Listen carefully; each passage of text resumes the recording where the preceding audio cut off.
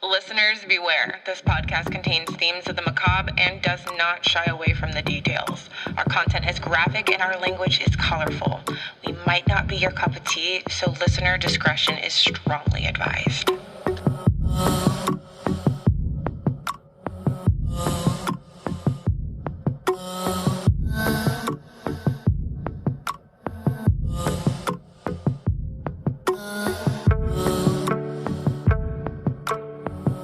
You have tuned in to The Killer Tea, a podcast hosted by two best friends with a proclivity to decipher the deeply demented minds of murderers.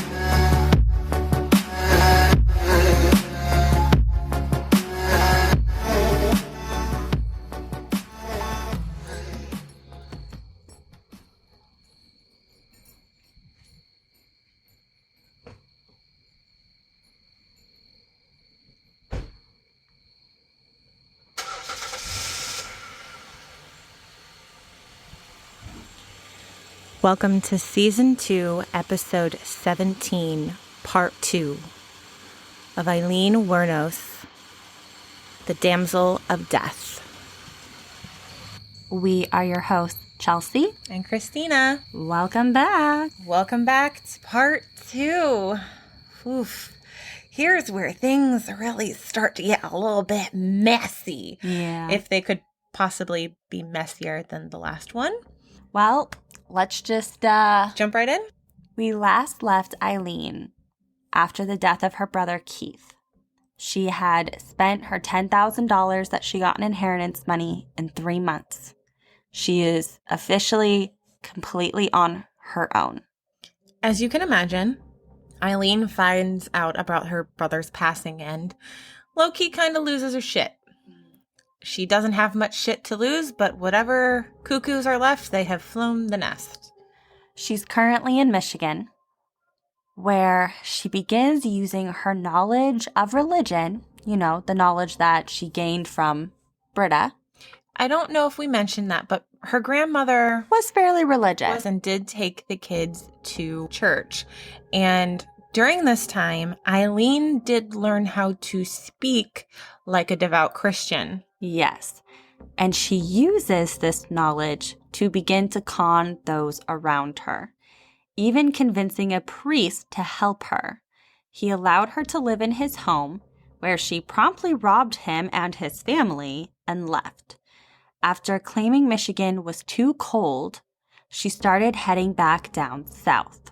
She decides that she's going to go to Florida. And she stops to visit her mother, Diane. So at this point in time, she's well aware that Diane is her actual biological mother. Has not seen Diane in 18, 19 years. And a lot of things have happened. So one would think that this would be a reuniting visit to bond as mother and daughter and repair wounds. That's not what happens. This is not a happy visit. And Aileen basically stays drunk and high on the couch the entire visit. Diane says that she was just angry and she would talk about wanting to kill people and would just be high and drunk all the time.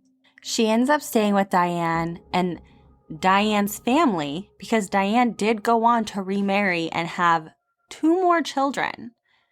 So she stays on Diane's couch for 2 weeks and basically just rants and raves, drinks, and gets high the entire time she's there. Diane believes that her parents had turned Aileen against her and even went so far as to say that she was scared of the person that Aileen had become.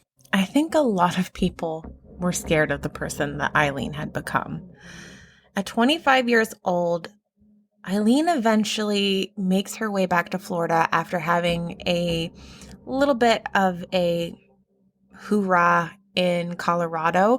She actually travels a lot around the United States before ultimately landing back in Florida.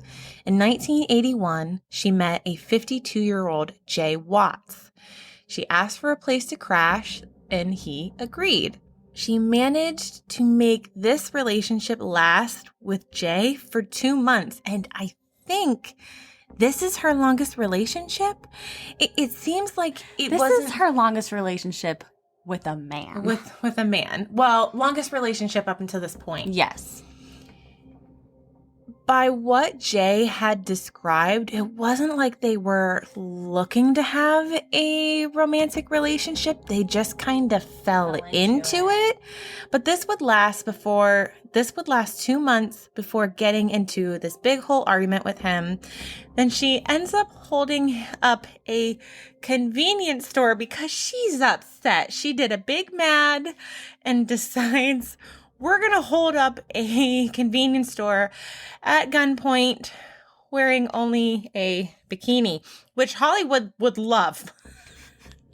She manages to steal a whole $35 and 2 packs of cigarettes.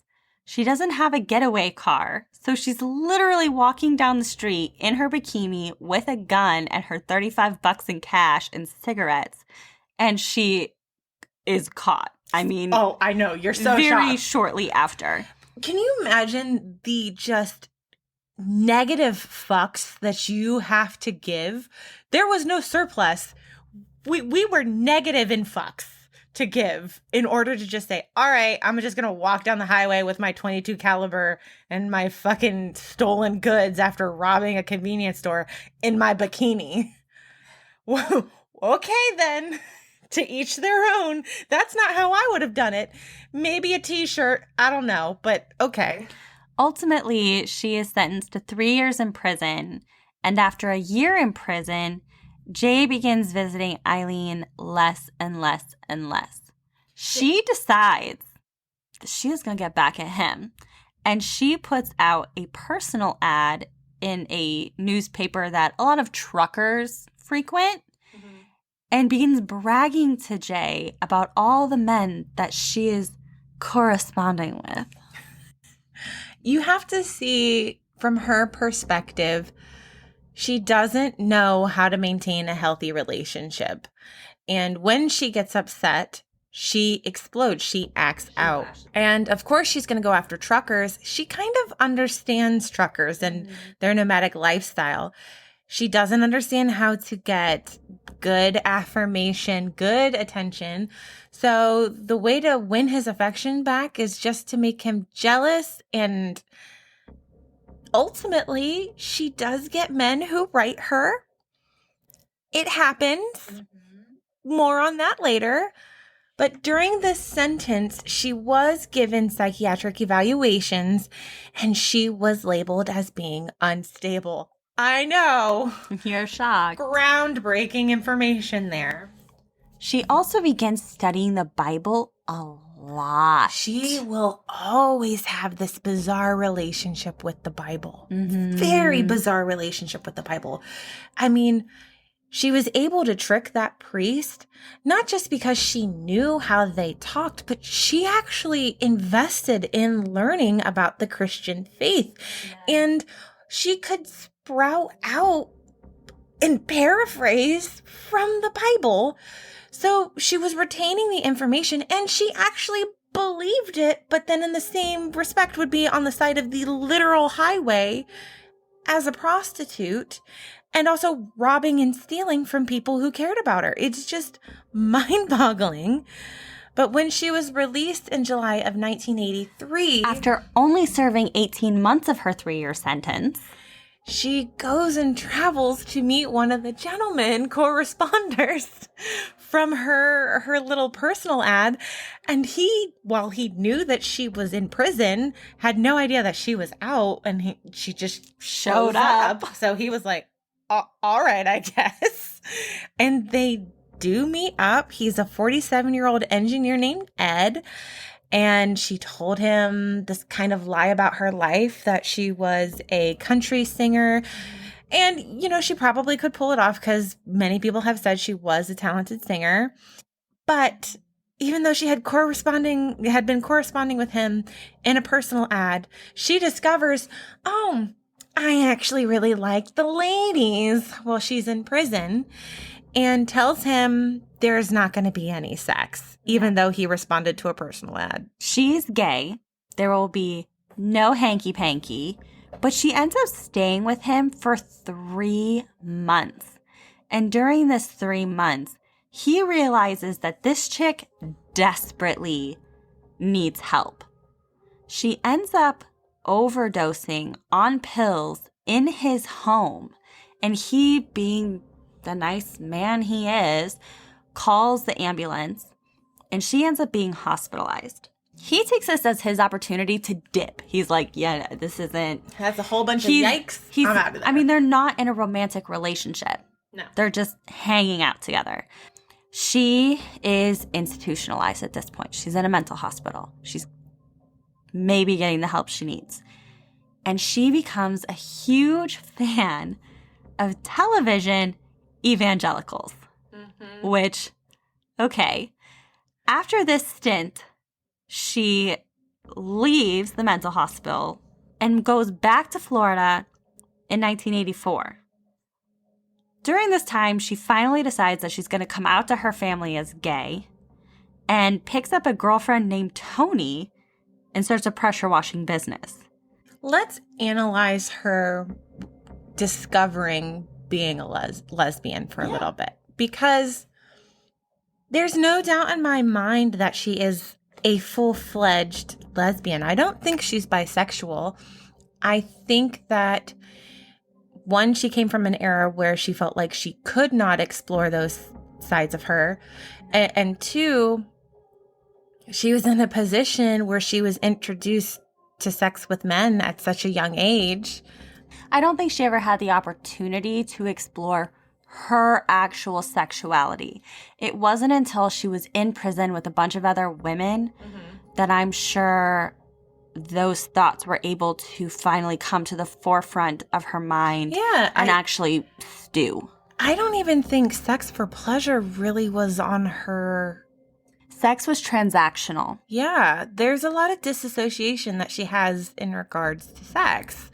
And I think maybe women offered her that softer side that she had been searching for, because people had described her as, later on in life, as preferring more masculine traits.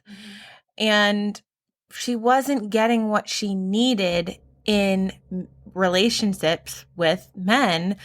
And she meets women who are like her, who more freely give affection that she so deeply craves. So I'm not at all in any sort of confusion about of her being 100% a lesbian, because I know there's been like stuff thrown back and forth. And when she was originally in jail corresponding with Jay, she told him that she was like so put out that there were so many lesbos around. It was her terminology, not mine. But then in that process, obviously discovered, oh, hey, I'm one of those lesbos. Just very, very interesting. And this girl, Tony, actually becomes what she describes as her first real true love. But there isn't a lot of information available. I don't think Tony ended up lasting very long. No. And probably wanted to get as far away from Aileen as humanly possible. Yes. Less than a year later, she was arrested again for attempting to use forged checks at a bank in Key West. This is crime after crime after crime that she's in serious crimes. And only half a year later, after that, on November 30th, 1985, she was named a suspect in the theft of a gun and ammunition in Pasco County. She never showed up to her court dates, and a warrant was issued for her arrest. That's something that she did before back home in Michigan as well. During this time, Aileen begins talking to Lori again, and more in depth about what she has been going through. She tells Lori how she has been raped while on the road and how she wanted to kill her abusers or even kill herself. Lori was distraught over these allegations, but didn't really know how to or want to help her sister. Lori was very much, or so it seems, kind of one of those, let's just brush it under the rug. If we don't talk about it, it's not It was too big real for her. life. It was too much for her. And Aileen had a lot going on. She had a lot of baggage. She was actively working as a prostitute, and she's not your typical streetwalker that you would probably think of. She wasn't the girl wearing the bodycon dresses and the high heels. She was wearing jean shorts and a tank top and tennis shoes. And at the time, she's young and pretty, but she would charge so little for her services that she would get, routine customers.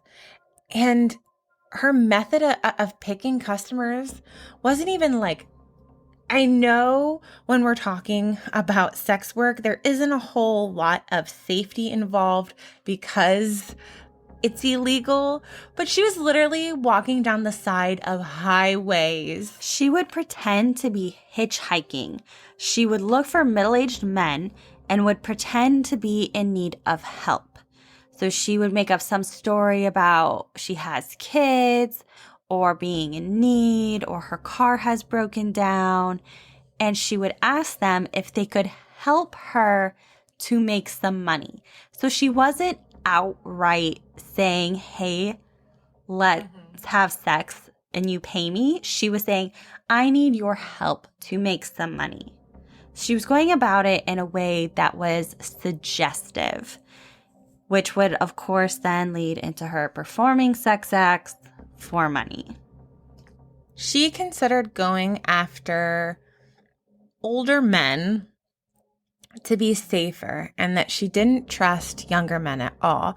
I've wondered if this is because she felt like she could overpower older men, or if her first introduction to sexual intercourse was with older men, so that's what she knew. I don't know. If you notice, though, all of her relationships with men were with older men who are twice her age.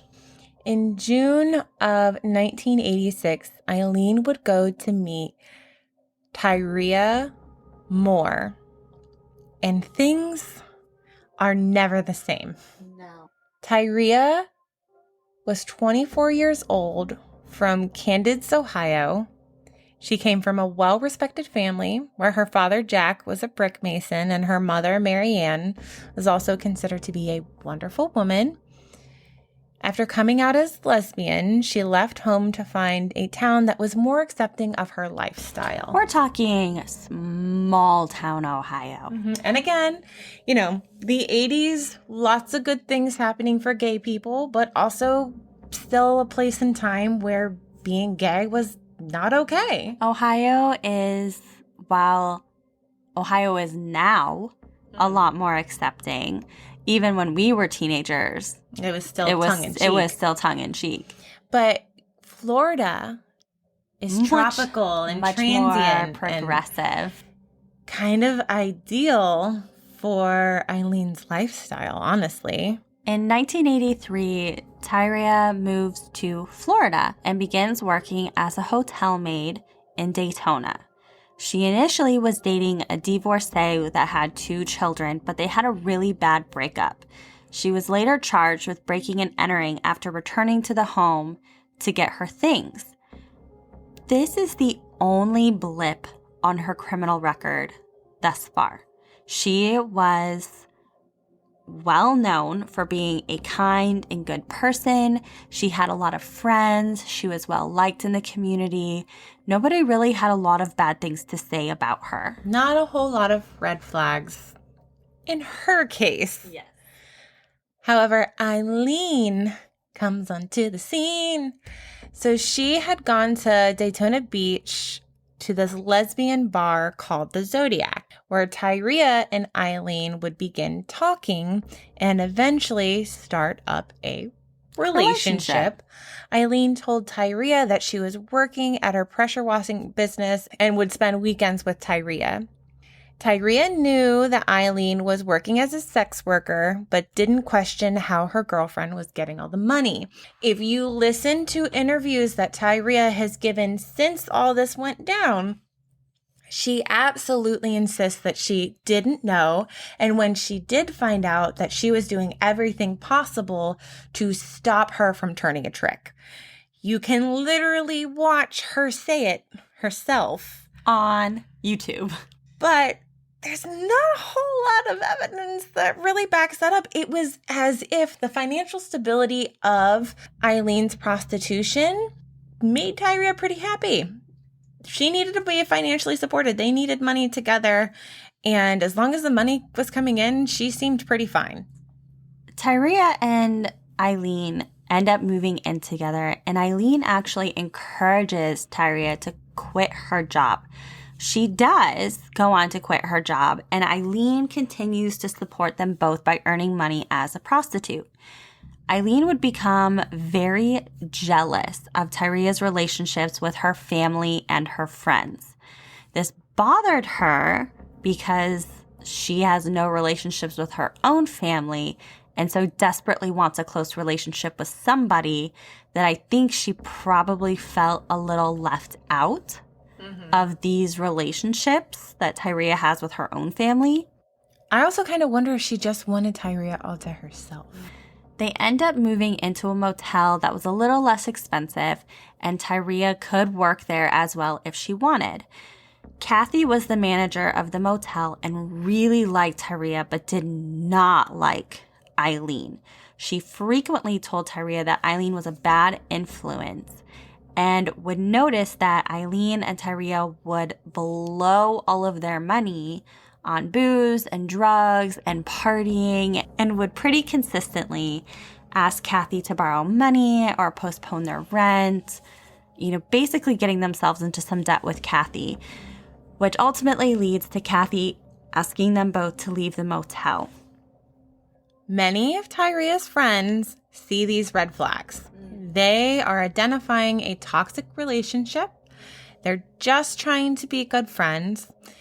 They, tell her that Aileen is hot-headed and angry, and she flies off the handle over any little thing that she perceives as an insult. Again, remember I mentioned that she cannot handle being called crazy whatsoever.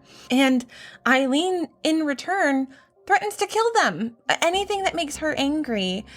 The things that come out of her mouth are deplorable. And you can watch videos on YouTube of the shit that comes out of Eileen's mouth when she's angry.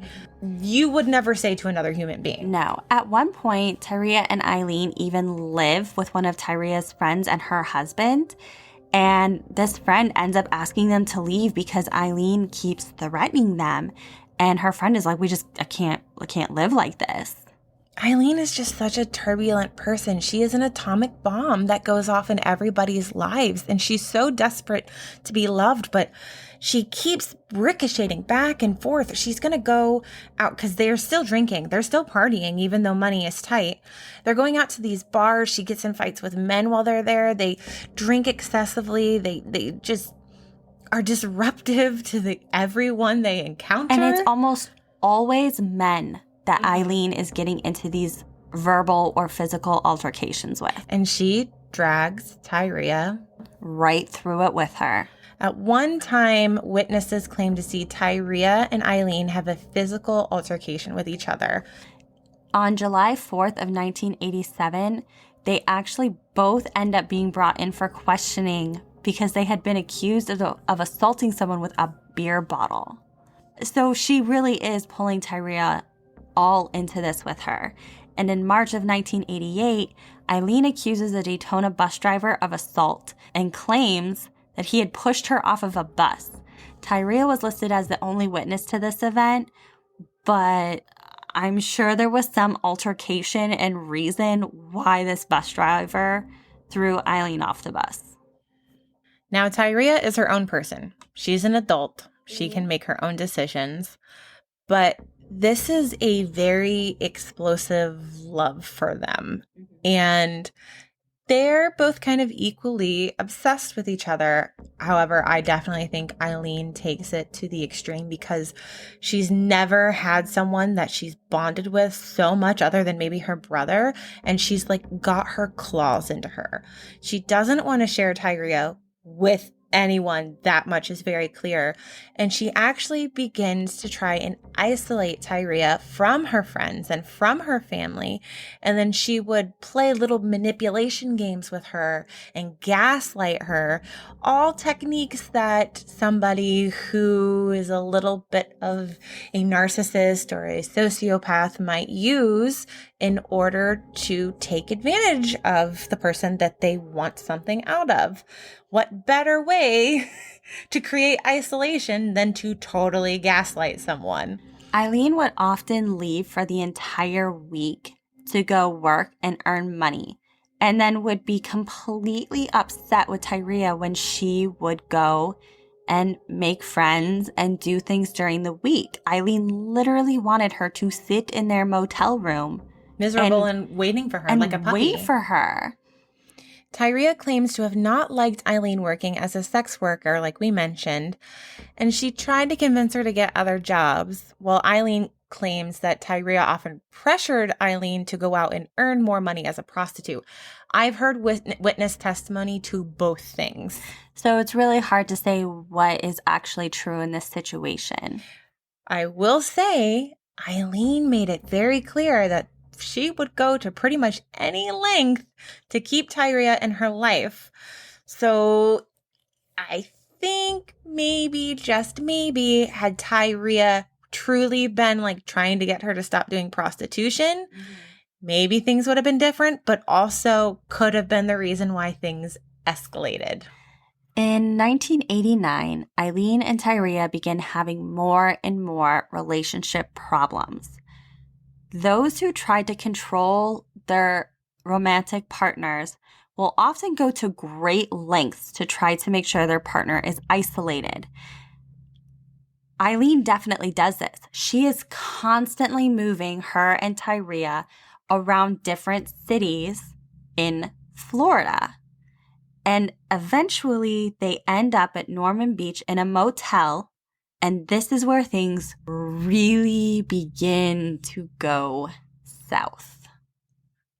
We haven't disclosed it yet, but we know that Aileen has several mental issues. That much has become apparent. At this point, she's been labeled as quote unquote unstable, but she has a history of these violent outbursts, of these things that don't really make sense going together. We know she has a familial history of mental illness. And she has dysfunction when it comes to forming strong bonds. Her relationships are often intense, full of conflict, turbulent, chaotic. They're not healthy, sustainable relationships. And she is a glass case of emotion. Yes. All the time. We know from our research that Aileen gets diagnosed later on in life with borderline personality disorder. And I feel like we need to talk about this now because you need to understand how this affects Aileen navigating the relationships in her life.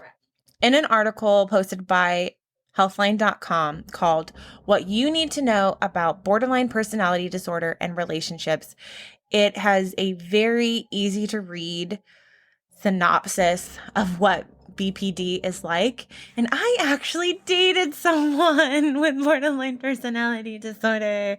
So I know a little bit of what that kind of sort of feels like. Granted, there are no Aileen WUORNOS. Did it make you feel like you were going crazy? It made me feel like I was losing my mind. So a little bit from this article. People with borderline personality disorder often have rocky relationships, both romantic and platonic. Oh, who does that sound like, Chelsea? Romantic relationships present a unique set of challenges for people with BPD and for their partners. Symptoms of borderline personality disorder can cause constant changes in emotion. And what a better way to describe Aileen than a constant glass case of emotion. You never know what you're going to get with her. And how she applies this to her first full-fledged head over heels soulmate, I'm in love with you relationship is she tries to control her and isolate her and gaslight her and make her feel like she's insane. In the DSM-5, which is that resource we've talked about, it's the mental health Bible.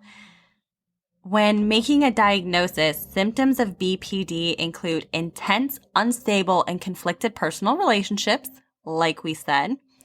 And people with BPD are often terrified that others will leave them and can shift so suddenly to feeling smothered and fearful of intimacy. And then on the flip side, cause them to withdraw completely from relationships. The result is the constant back and forth between demands for love and attention or sudden isolation. One symptom of BPD, this is actually a symptom, is called abandonment sensitivity.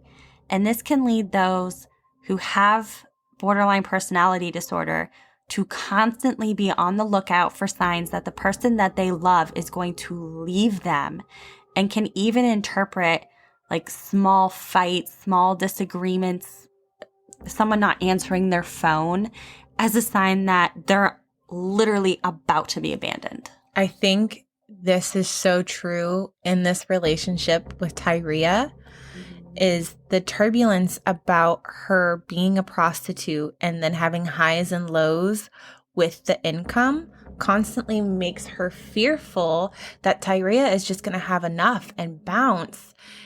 And when that comes to a head, like I said, she's an atomic bomb and just explodes. Another little mind-blowing nugget is that impulsive sexuality is a symptom of BPD.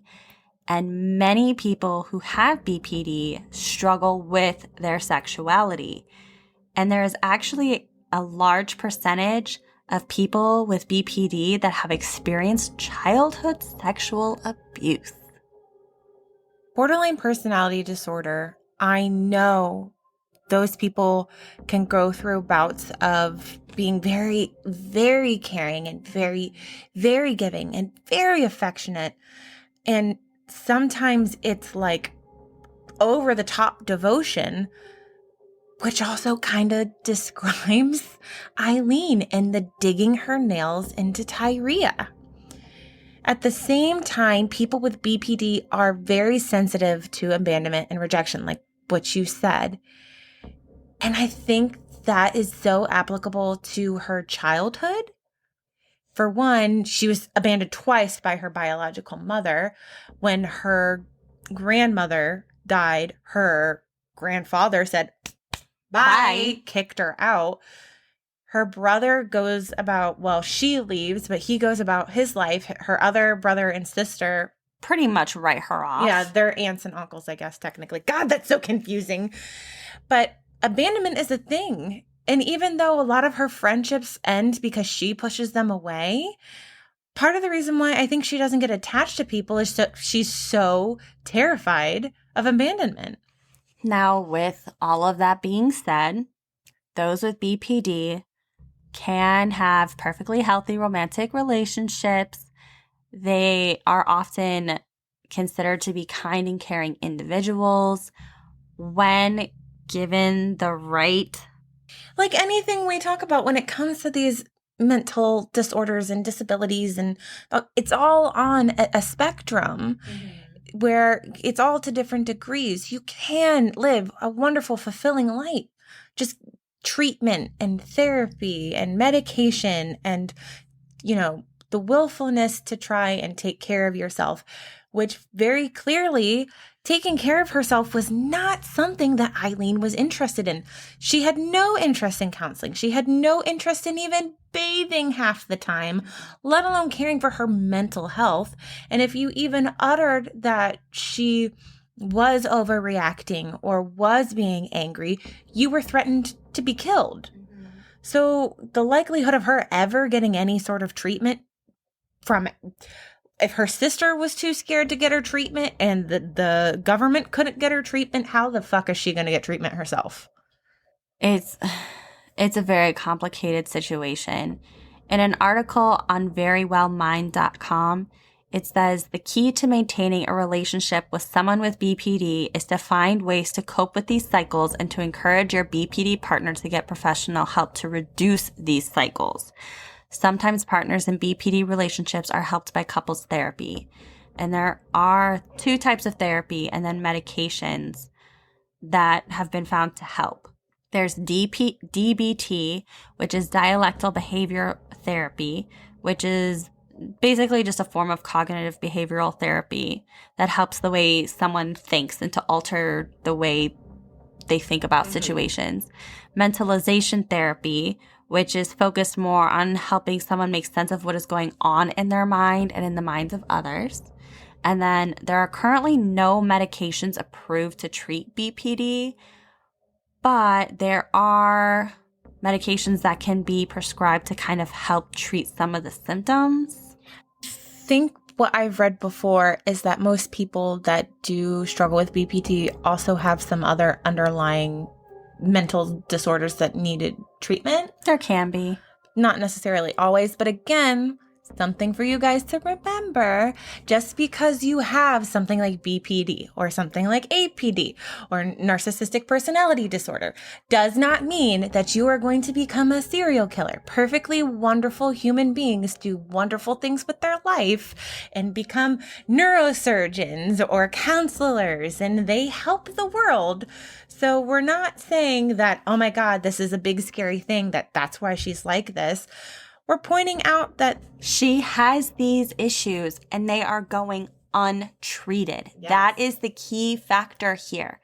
They are going untreated. She has been mistreated her literal entire life.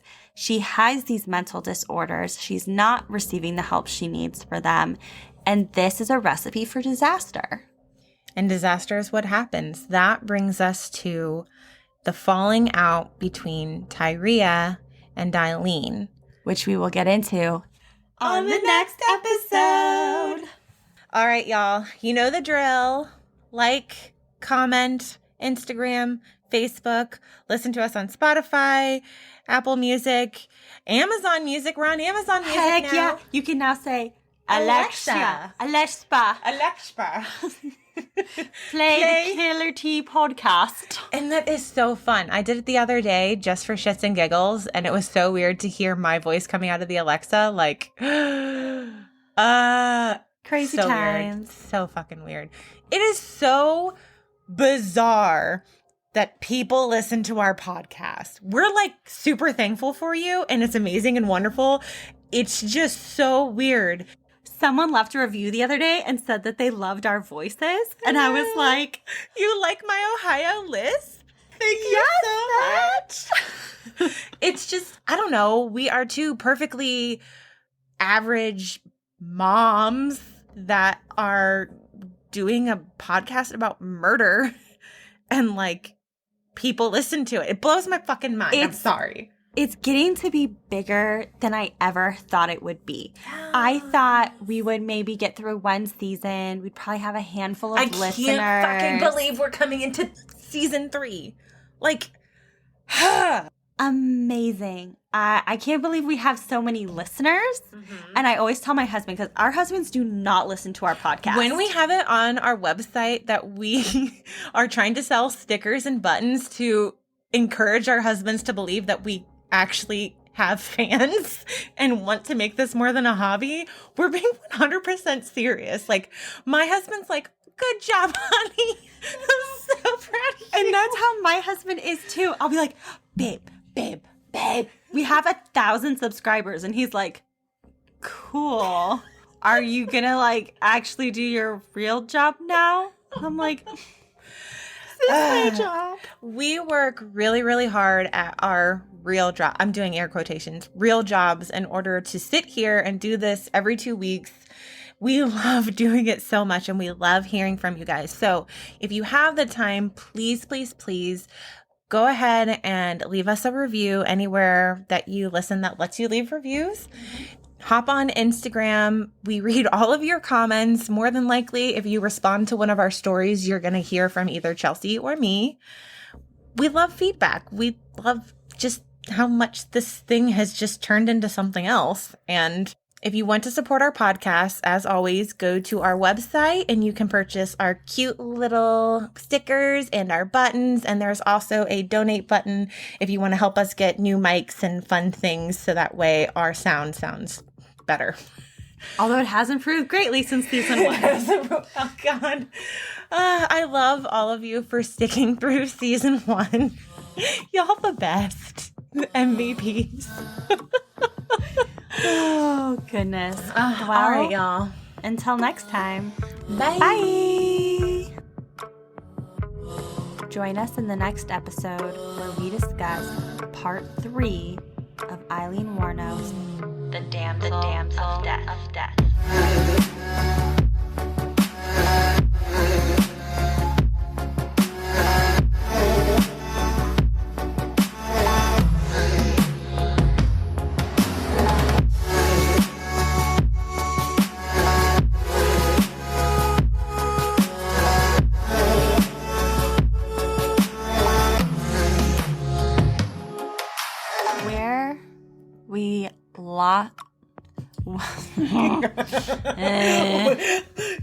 Because you're trying to say La Llorona. Yeah.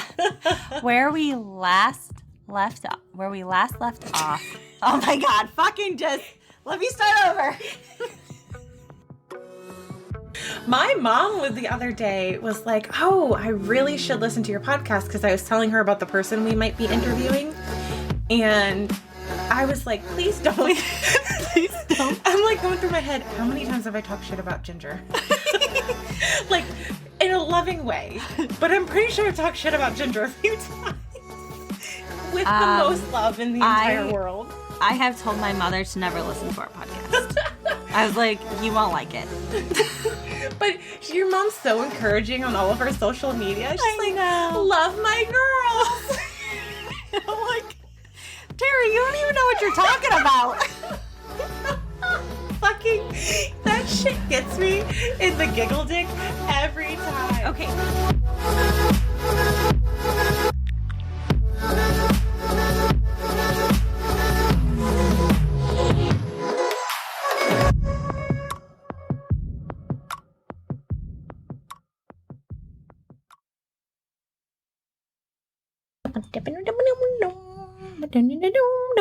So, when you format that, are you going to stop recording or you're just going to keep recording? I'm just going to keep going. You never know. Sometimes we do shit that's really fucking funny and then we're like, why wasn't it recording? All right, bitch, I'm tired. Yeah, seriously. 2 episodes back what to back. What is the Bailey Sarian thing that she says? Because I always want to go aqua de show, but that's not what she says. Aqua Tofana. Aqua Tofana. Did you see she came out with a nail polish line of Aqua Tofana? That bitch. I just love her. I love her so much. Everything when she's like, that's the spish. Yep. Like, yes. So she says suspish. I say suspect. And she also says, get better idols. Yes, which, oh my God. For fucking reals. Get better idols. That is so fucking true. And then her Aqua Tofana. I don't know. What is even Aqua de Joe? Where did I get that from? That's a cologne there. That's a cologne? Giorgio Armani. Oh, that's why. It was when I worked at Ulta. I used to sell it. Yes. Oh, when I was a bougie. Oh my God. My fucking husband. Ooh. Ooh. Here we go. Here we go. Rage. My husband tells me that I'm bougie. And I'm like, he's hanging my makeshift shelf that is off-center, that I hand-painted, that I bought the iron bars from Amazon, and tells me I'm fucking bougie. Does he know what the word bougie means? What bougie means? And he says, yes, all of this shit that you're doing from Amazon is bougie. I'm like, a bougie bitch does not shop on Amazon, let alone hand paints a fucking shelf. If you were going to be a bougie bitch, you would have gone to Restoration Hardware and spent $12,000 on a rug. Yeah. Like, this bitch doesn't even shop at Pottery Barn. Like, what the fuck? He does not know what the word bougie means. God. You keep using that word. I don't think you know what it think. No. I don't think it means what you think it means. It doesn't. bougie. Never in my motherfucking life. This heifer makes fun of me because I can run barefoot through gravel, but I'm bougie. His little soft, tender man feet. You know what happens if he has to run away without any shoes? He gets fucking caught. Me, gone. Bolt like lightning. Just out of there. Because you have custom-built shoes. And the calluses on your feet. Listen, hillbilly born and fucking raised. Tell me that I'm bougie. Oh, I was like, that's just wrong. That's just wrong. I own one designer thing. And what's the thing you own? What's that bitch? Kate Spade? Yeah! That's not even as bougie as it could be. Kate Spade is like basic bougie. Her backpack was on sale for like $50. Yeah, okay, that's still not fucking bougie. That was the other thing I told him. I was like, I literally buy everything off the clearance rack. Like, if I was bougie, I know where every motherfucking clearance rack is in every motherfucking store. And I am damn proud of that shit. I know when I go to Target, bitch, we're going straight to the back. If I go to the Target in Mooresville, we're going straight to the center. And I go right to my sizes, and then I go through and see, is there anything in Rhea's sizes, anything in Rob's sizes? And then on my way out of Target, if I'm feeling like a bad bitch, I might look at one full priced item and see how badly I want it. And then I'll put it in my cart, shop around a little bit more, and put it back. But I'm bougie. Ooh, I'll fight him.